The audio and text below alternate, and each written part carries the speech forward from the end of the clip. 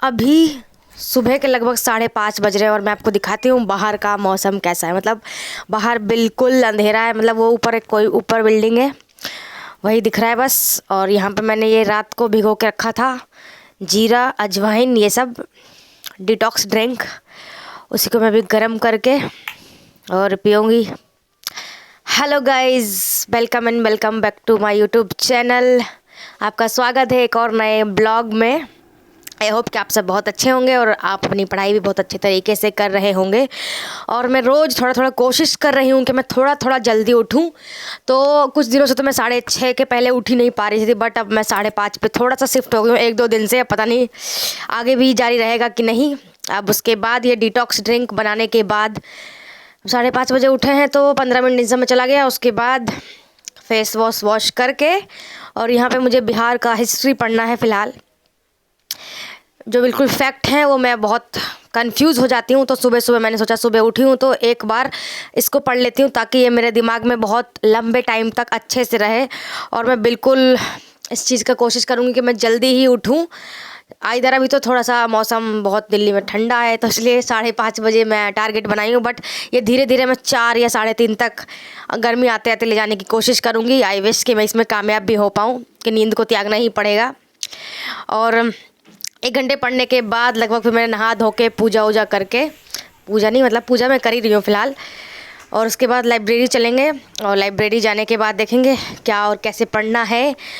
तो इस लाइब्रेरी में आने के बाद सबसे पहले मैंने साइंस से ही स्टार्ट किया है, साइंस पढ़ने से ही बेसिकली। और ये थोड़ा सा जो कल वीडियो है उससे पुरानी वीडियो है, बट मैं एडिट नहीं किया था, उसको एडिट कर दिया था इसलिए वो पहले मैंने पोस्ट कर दी। और किसी ने पूछा था कि कौन सी एनसीईआरटी इंपॉर्टेंट है उससे रिलेटेड, तो पहले मैं हिस्ट्री के बता देती हूँ आपको। हिस्ट्री के लिए अगर आपका हिस्ट्री के लिए मुझे लगता है 6th 7th 8th 6th की एंशियंट है, 7th की मेडाइवल और 8th क्लास में मॉडर्न हिस्ट्री है। उसके बाद जो 9th और 10th और 11th है ये तीनों मेंस पॉइंट ऑफ व्यू से ज़्यादा, मतलब 9-10 का तो फिर भी पढ़ सकते हैं। 11th क्लास में तो पूरी वो वर्ल्ड हिस्ट्री है जो हमारे बीपीएससी के सिलेबस में तो नहीं है। अगर कोई है जो यूपीएससी की प्रिपरेशन करते हैं तो उसके लिए वो ज़्यादा ज़रूरी हो जाती है। तो मैंने 9th 10th और 11th इसका मैंने हिस्ट्री की बुक नहीं पढ़ी है। मैं ये नहीं बोल रही हूँ कि आप लोग भी मत पढ़िए, बिल्कुल आपके ऊपर चॉइस है कि आप पढ़ना चाहते हैं कि नहीं। एक बार आप मतलब जो 9th और 10th की बुक है उसमें एक आधी चैप्टर है जो इंडिया से रिलेटेड है, आप उसको देख के पढ़ सकते हैं। इधर की सारी किताबें पढ़ने का उतना टाइम भी नहीं है और ऐसा तो नहीं है कि एक बार पढ़ के छोड़ देना है। आपको उसको लॉन्ग रन में याद भी करना है, 2-3 बार पढ़ना पड़ेगा आपको बुक। इसलिए मैंने वो छोड़ दिया क्योंकि वो बीपीएससी के सिलेबस के अकॉर्डिंग नहीं है। उसके बाद फिर हम आते हैं 12th पे, मतलब 9th 10th और 11th ये छोड़ दिया है मैंने, बाकी आप अपना देख लेंगे। और 12th में भी 3 किताबें, पार्ट 1 पार्ट 2 और पार्ट 3। पार्ट 1 में वैसे ही एंशियंट, पार्ट 2 मेडाइवल और पार्ट 3 मॉडर्न।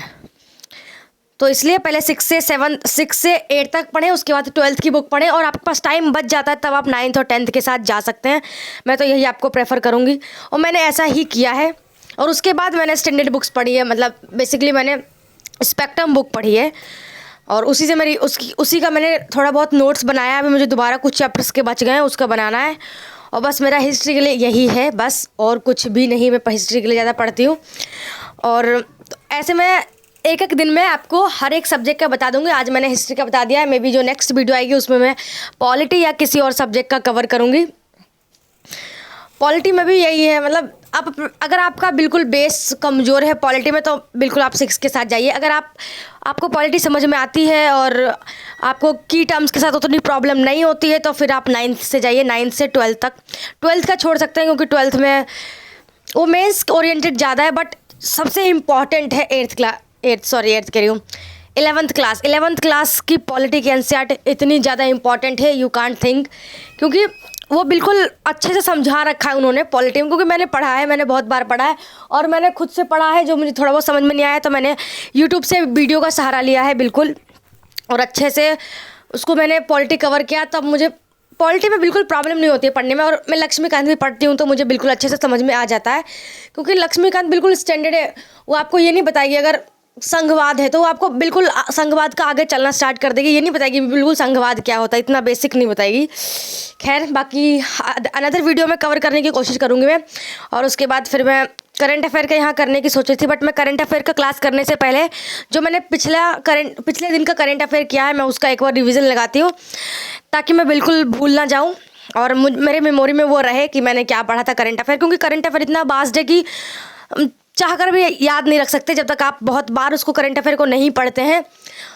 और इस पिछले बीपीएससी में जिन लोगों ने भी एग्ज़ाम दिया है, जिन लोगों ने नहीं भी दिया है, उन्होंने पेपर देखा होगा तो देखा होगा कि बिल्कुल वन लाइनर बीपीएससी नहीं पूछ रहे। मतलब कुछ क्वेश्चंस तो वन लाइनर होते हैं, बट मोस्ट ऑफ के आपको कोई टॉपिक है उसके बारे में एकदम अच्छे से नॉलेज है, अच्छे से मतलब बिल्कुल यूपीएससी लेवल का तो नहीं बट थोड़ा बहुत तो नॉलेज है, तभी आप करंट अफेयर के क्वेश्चन आंसर टैकल कर सकते हैं।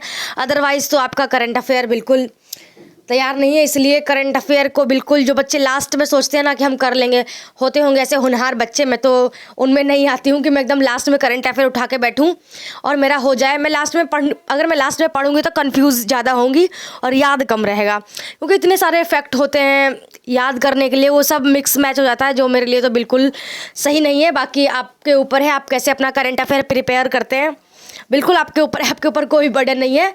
जहाँ से जैसे जिसको जो समझ में आता आई थिंक उसको वैसे अपना हर एक सिलेबस का पार्ट कवर कर लेना चाहिए, क्योंकि मैटर सिर्फ यही करता है कि आपका एग्ज़ाम हो, दैट्स इट। आपने क्या पढ़ा है, कैसे पढ़ा है, कहाँ से पढ़ा है, आपने घूमा है फिरा है, ये सब बाद की बातें हैं। बट सबसे पहले तो यही है कि आपका हर हाल में प्रीलिम्स, मेंस और इंटरव्यू तीनों हो। पहला पढ़ाओ तो खैर प्रीलिम्स है, वही नहीं हो रहा है, तो सबसे बड़ा हडल तो वही है कि प्रीलिम्स हो।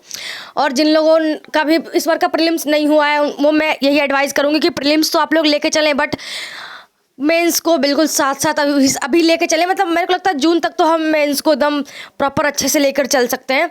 जून के बाद हम बिल्कुल प्रीलिम्स पे शिफ्ट हो सकते हैं, बट मैंने भी यही सोचा है। अभी मैं निबंध का देख रही हूँ, उसके बाद निबंध और पॉलिटी में लेके चलूँगी मेंस के लिए।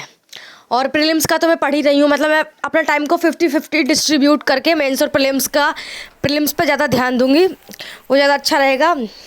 और करंट अफेयर करने के बाद फिर मैंने हिस्ट्री भी पढ़ा, बट हिस्ट्री में ना मैंने बेसिकली जो 6th क्लास का था उसका थोड़ा बहुत रिवीजन किया था। और वो मेरे मतलब कभी कभी ऐसा मन होता है ना, रिकॉर्ड करने का मन नहीं होता ना, बिल्कुल आप पढ़ने के मोड में होते हैं तो आप ऐसा पढ़ना चाहते हैं, तो बस वही मैंने पढ़ा। उसके बाद फिर मैं घर आ गई बेसिकली। और आज की वीडियो में था इतना ही guys. Thank you for watching और please like share and subscribe my video. Bye bye, मिलेंगे नेक्स्ट वीडियो में। अपना बहुत सारा ख्याल रखें और अपने पढ़ाई को बिल्कुल इम्पोर्टेंट दें। बाय।